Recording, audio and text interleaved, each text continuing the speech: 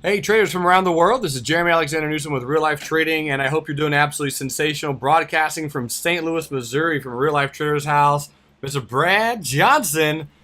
He visited me in Nashville a few years ago, and him and Sue are good friends of mine. He invited me up here. I had the AAII presentation last night, which is the American Association of Individual Investors. So giant shout out to them. Thank you so much for the opportunity to let me do that. I had a presentation called How to Protect Your Investments Over Earnings. I was explaining put options, and people were going bananas.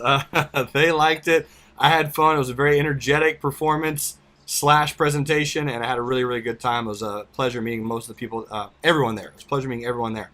So really quickly, let's look at the DIA. DIA, which is ETF for the Dow Jones, you guys know, still forming this triangle pattern. We haven't broke out either direction. Today is showing a little bit more of a bearish, bearish candle. But guys, really, I am not in anything directional as far as the indices are concerned. So you guys know, I'm really in nothing. There's a lot of analysts, and one of the guys I spoke with yesterday, his name is Brian. He's really big into Investors Business Daily. Great guy, great trader. He also is the same way. He says he's in 90% cash. Cash is king right now, guys, as far as your indices, your midterm to long-term positions. If you're in just a long-term position, great. Mitigate your risk, do some covered calls, dollar cost average, that type of thing.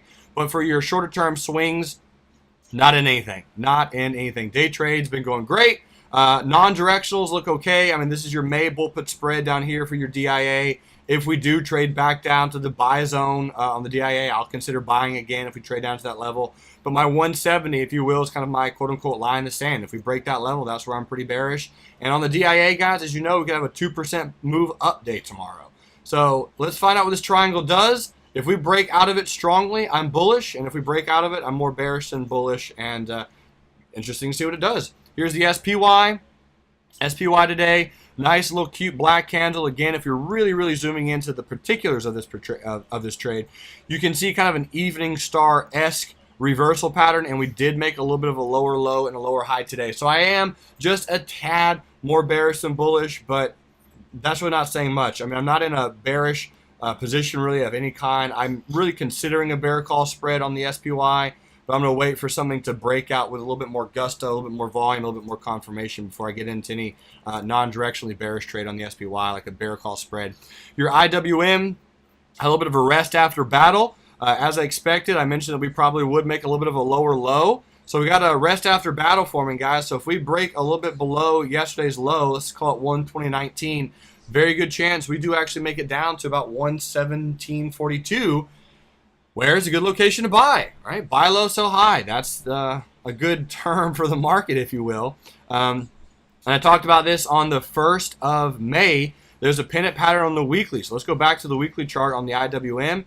There's a pennant pattern which broke out bearish. So since that's the case, and it did actually break out bearish, there's going to be slightly more bearish edge than bullish edge. That really does look to be the case.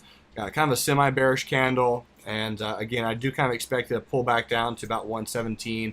But I'm not anything directionally bearish at the moment on anything. I really am just kind of waiting for something to happen.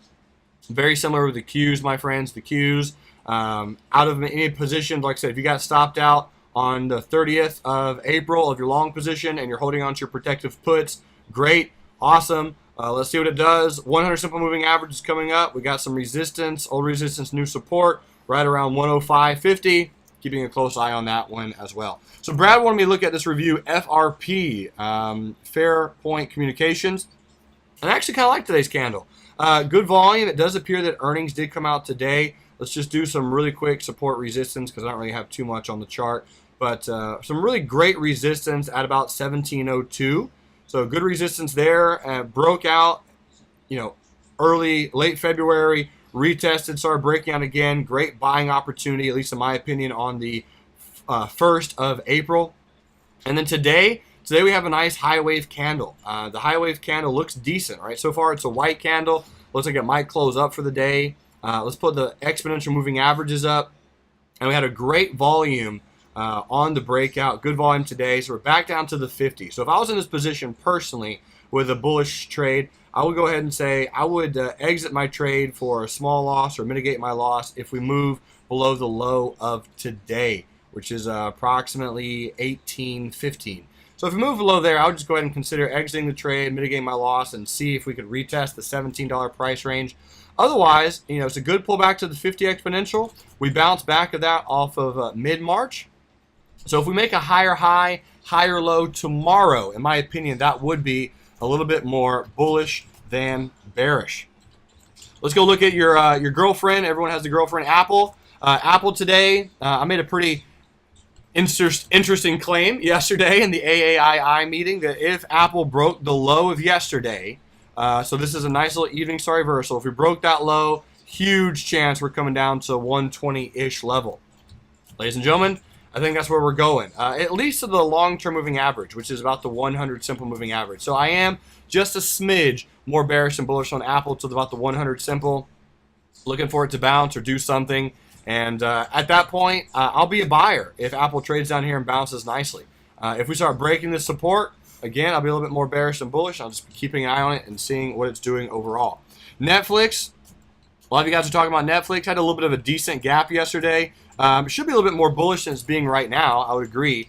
But I still got some interesting analysis on here. So we had the 525, 520 bull put spread expire worthless. Yay! So that's done. That's expired. All is well. Over here, I got the 510 May week 2 put sale. That expires this Friday. And we still got until the 15th of May for me to possibly have or grow out Jerry Mungo sideburns. That's the wager that I got on Netflix if it goes below 530 before May 15th, which is right about here. So I don't know if it'll do that specifically, but we'll see. Here's your exponential moving averages, and yesterday's gap was actually a little bit bullish, but here's your moving averages, right? We came into the 10. We haven't even hit the 20 yet. So what I'm really considering on Netflix is if we close above 578, I will be much more bullish than bearish on Netflix, and I would love it if we trade sideways a little bit longer, build some consolidation, and then close. I'll be a buyer on Netflix and more bullish than bearish. Here's Twitter. Last but not least, Twitter making some lower lows and some lower highs today, some more black candles, getting black candle after black candle after black candle. So I do expect a little bit of a bullish pop in here, something like this, and maybe a little bit of a lower low into 35, where that's a really decent support. So I'll be keeping an eye on that location to see if we do get any buying on Twitter at that particular level. Today's weekly is Wednesday in the trading floor. I'll be looking at some weekly credit spreads, and I'm sure we'll be able to find something out there. And also looking for some day trades, so I'm really pumped about it overall. Ladies and gentlemen, thanks so much for watching this real life stock review. If you have any additional questions, please let me know. And until then, remember, love life, live life, and trade it.